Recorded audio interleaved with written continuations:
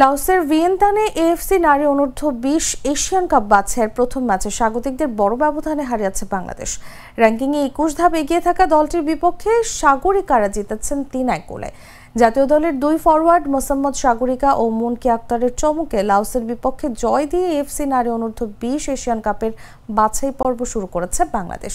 প্রথমার্ধে বাংলাদেশ ১-০ গোলে এগিয়ে ছিল। ৩৬ মিনিটে সাগরিকা লিড এনে দিয়েছিলেন বাংলাদেশকে। শান্তি মার্ডির কর্নারে চমৎকার হেডে গোল করেন তিনি। ৫৮ মিনিটে ব্যবধান দ্বিগুণ হয় মুনকি আক্তারের দর্শনীয় গোলে। তৃষ্ণার পাস থেকে বক্সের ভেতরে লাওসের এক ডিফেন্ডারকে ডস দিয়ে গোলরক্ষক ও প্রথম পোস্টের মাঝ দিয়ে মুনকি বল ঠেলে দেন জালে। প্রথম মিনিটে বাংলাদেশের ডিফেন্ডারদের দুর্বলতায় লাওস গোল করে ব্যবধান ২-১ করে। শেষ বাঁশির কিছুক্ষণ আগে বাংলাদেশ পায় তৃতীয় গোল। তৃষ্ণার পাস থেকে বাপায় নিজের দ্বিতীয় গোল করে দলকে ৩-১ ব্যবধানে এগিয়ে দেন বাংলাদেশের নাম্বার ১০ সাগরিকা। বান্ডেল থাকলে প্রতি সেনমানিতে টাকা বাঁচবে। বিকাশ সেনমানি বান্ডেল কিনে জিতুন প্রতি লেনদেনে।